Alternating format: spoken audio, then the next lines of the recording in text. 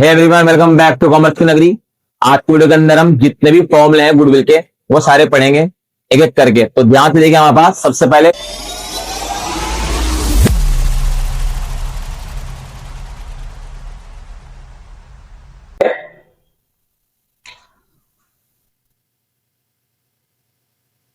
Goodwill के जितने भी फॉर्मूले हैं, सबसे पहला फॉर्मूला है हमारे पास average profit method. Average profit method का हमारा जो फॉर्मूला है वो है हमारे पास goodwill is equal to average profit multiply number of year purchase. अब एवरेज प्रॉफिट कैसे निकलेगा हमारे पास? एवरेज प्रॉफिट निकलेगा total profit upon total year. जितने साल प्लस करेंगे उससे ही डिवाइड कर लेंगे। अगर हमने 4 साल प्लस तो 4 से डिवाइड करेंगे, 5 साल प्लस करें तो 5 से डिवाइड करेंगे। सेकंड फॉर्मूला आता है हमारे पास, सेकंड मेथड है सुपर प्रॉफिट मेथड। इसका फॉर्मूला है हमारे पास goodwill is equal to super profit multiply number of year purchase. Same है हमारे पास, सिर्फ एपी को हटा के एसपी लिख देंगे। ये दोनों फॉर्मूले हमारे पास, जब हमारे पास नंबर ऑफ परचेज गिवन होगा। सुपर प्रॉफिट कैसे निकलेगा? ये निकलेगा average profit minus normal profit. Normal profit कैसे निकलेगा हमारे पास? पहले देखिए नॉर्मल प्रॉफिट होता क्या है। सिंपल सी बात है, हमने अपने बिजनेस के अंदर जितना भी पैसा लगाया, जितनी भी कैपिटल लगाई, उससे मिलने वाला जो एक्सपेक्टेड रिटर्न है उसे हम बोलते हैं नॉर्मल रेट ऑफ रिटर्न या नॉर्मल प्रॉफिट।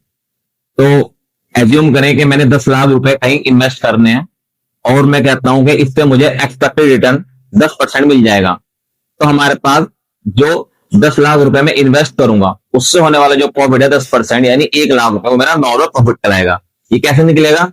ये निकलेगा हमारे पास कैपिटल एम्प्लॉय, इसका दूसरा नाम है कैपिटल इन्वेस्टेड, का तीसरा नाम है नेट एसेट्स। कुछ भी क्वेश्चन के अंदर गिवन होगा कैपिटल एम्प्लॉयड, कैपिटल इन्वेस्टेड या net asset multiplying normal rate of return. जितना भी रिटर्न होगा उससे मल्टीप्लाई कर देंगे। एज्यूम कर लेंगे हमारे पास 10 लाख रुपए कैपिटल एम्प्लॉयड है या कैपिटल इन्वेस्टेड है और नॉर्मल रेट ऑफ रिटर्न हमारे पास 10% है।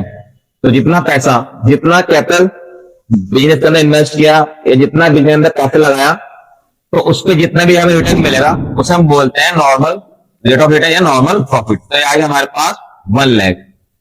अब अगर क्वेश्चन के अंदर हमारे पास कैपिटल एम्प्लॉयड गिवन नहीं होगा तो ये कैसे निकल जाएगा? कैपिटल एम्प्लॉयड का फॉर्मूला हमारे पास एसेट माइनस लाइबिलिटीज।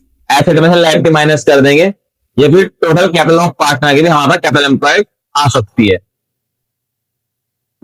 उसके बाद तीसरा फॉर्मूला आता है हमारे पास वेटेड एवरेज प्रॉफिट मेथड। इसका फॉर्मूला हमारे पास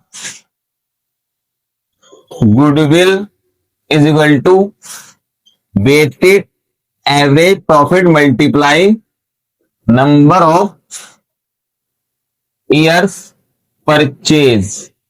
अब वेटेड एवरेज प्रॉफिट कैसे निकलेगा?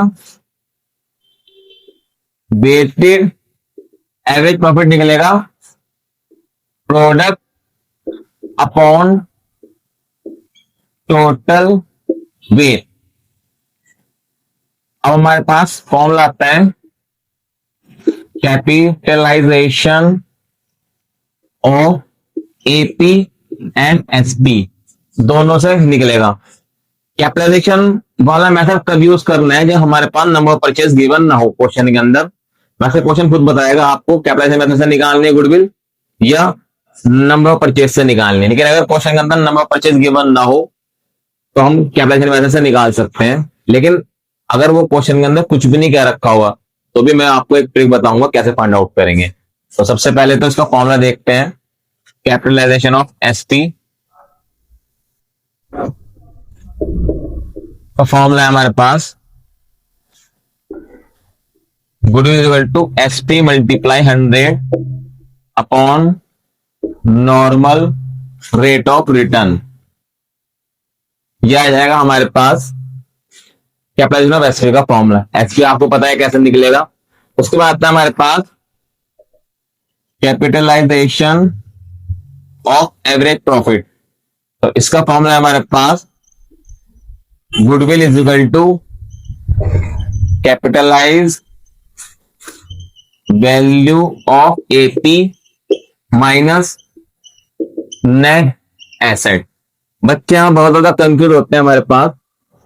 अब कैपिटलाइज वैल्यू ऑफ एपी कैसे निकलेगी? Capitalize value of AP is equal to AP into 100 upon normal rate of return. Student बहुत ज्यादा कंफ्यूज रहते हैं हमारे पास इन दोनों फॉर्मूलों को लेके। देखो हमने यहां पे एपी को हटा के अगर एसपी लिख दिया तो उससे निकल जाएगी एसपी से गुडविल। लेकिन अगर हमने यहाँ पे एसपी को हटा के एपी लिखा तो फिर वो एपी से गुडविल नहीं निकलेगी, वो निकलेगी कैपिटलाइज वैल्यू ऑफ एपी। तो goodwill by capitalization of SP और कैपिटलाइज वैल्यू ऑफ एपी का फॉर्मूला सेम सा लगता है, बस एसपी और एपी का फर्क है। तो बहुत ध्यान में देखना है हमारे पास। इससे तो निकल जाएगा गुडविल एसपी वाले मेथड से, लेकिन अगर यहाँ एसपी को हटा के एपी लिखूंगा तो कैपिटलाइज वैल्यू निकलेगी एपी की, वो एसपी से गुडविल नहीं निकलेगी। एपी से गुडविल निकालनी होगी तो पहले कैपिटलाइज वैल्यू ऑफ एपी निकालेंगे जो निकलेगा इस फॉर्मूले से। इन दोनों फॉर्मूले में कंफ्यूज नहीं होना। और उसके बाद फिर हमें उसमें नेट एसेट माइनस करना पड़ेगा तो हमारे पास आंसर आ जाएगा। एक और important point, capitalization of SP या कैपिटलाइजेशन ऑफ एपी, इनका हमारे पास आंसर सेम आता है। इसी साल 2024-25 में हमारे पास जो सीबीएसई बोर्ड के अंदर क्वेश्चन आया था वो आया था कैपिटलाइजेशन ऑफ एसपी का। तो ध्यान से देखना फॉर्मूला। अब एक इंपॉर्टेंट पॉइंट जो मैं आपको बताना चाह रहा हूं, मैंने अभी आपको बताया कि अगर हमारे पास नंबर परचेज गिवन होगा तो हम एपी से और एसपी से इजीली गुडविल निकाल लेंगे, और अगर नंबर परचेज गिवन नहीं है तो हम कैपिटलाइजेशन मेथड यूज करेंगे। लेकिन कैपिटलाइजेशन मेथड यूज करने के लिए हमारे पास नॉर्मल रेट ऑफ रिटर्न होना चाहिए। इसका दूसरा नाम है एक्सपेक्टेड रेट ऑफ रिटर्न। अब क्वेश्चन ने कहा है गुडविल फाइंड आउट करो, नंबर परचेज भी गिवन नहीं है, तो ठीक है हम इन दोनों मेथड से तो निकाल ही नहीं सकते और कैपिटलाइजेशन की तरफ जाएंगे। लेकिन नॉर्मल रेट ऑफ रिटर्न भी गिवन नहीं है, फिर क्या करेंगे? तो अब यहां पे हम ये करेंगे, जब हम एपी निकालते हैं तो एपी का फॉर्मूला है total profit upon total year. Suppose हमने 5 साल के प्रॉफिट लिए तो इसे 5 से ही डिवाइड करेंगे। तो हमारे पास गुडविल फाइंड आउट करने के लिए क्या है, कैपिटलाइजेशन मेथड यूज नहीं कर सकते क्योंकि नॉर्मल रेट ऑफ रिटर्न नहीं है, नंबर ऑफ परचेज भी गिवन नहीं है। तो हम नंबर ऑफ ईयर परचेज क्या रखेंगे? कितने साल प्लस करें? 5, तो 2.5 रखेंगे। अगर 4 ईयर लिए प्रॉफिट तो 4 से डिवाइड करेंगे तो नंबर ऑफ परचेज क्या रखेंगे? 2। अगर एपी 3 साल के प्रॉफिट से निकाल रहे हैं तो 3 से डिवाइड करेंगे, नंबर ऑफ ईयर परचेज क्या रखेंगे? 1.5।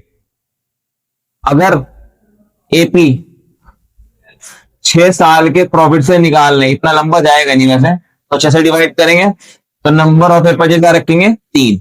मतलब जितने साल को प्लस करा उसका हाफ करके हमारे पास नंबर ऑफ ईयर परचेज आ जाएगा। इस तरह क्वेश्चन हमारे पास सीबीएसई बोर्ड के अंदर नहीं आता, बहुत ही रेयर केस है। हमारे पास 2 बुक के अंदर हमारे पास इस तरह क्वेश्चन है, पीएस ग्रेवाल के अंदर है और टुगेदर सीबीएसई बोर्ड का जो हमारे पास सैंपल पेपर आता है उसके अंदर है, जिसमें हमारे पास नंबर परचेज गिवन नहीं होता। तो हम क्या रखते हैं, जितने साल प्लस करेंगे उसे 2 से डिवाइड कर लेंगे, इसका हाफ रखेंगे। बस याद करके चलना है। 5 का है तो 2.5, 4 का है तो 2, 3 का है तो 1.5, 6 का है तो 3। तो आई होप कि जितने भी फॉर्मूले हैं आपको अच्छे से समझ में आ चुके होंगे।